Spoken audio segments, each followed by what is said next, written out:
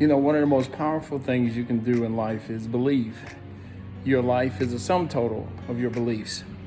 What you have today, what you want tomorrow, is based on what you're believing for. Belief works in both ways. If I believe for the best, I get the best.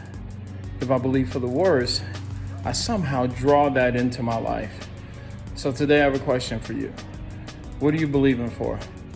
The Bible says that all things are possible to him or her that believe it.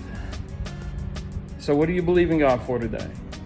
You believing God for that business, that book, that mate? Why not believe that he can and will do exceedingly abundantly above that which you ask, think, or imagine? This week, just this week, focus on what you're believing God for that's good, rather than what you believe that's bad, and see God do the impossible. This week, take one step towards what you believe. Let me pray for you.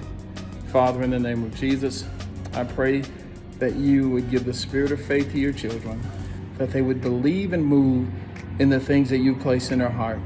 God, you put it there, and since you put it there, you're going to bring it to pass. So I thank you in advance this week for forward motion in the dream and the passion that you've given your children. In Jesus' name, amen. Be blessed, everybody.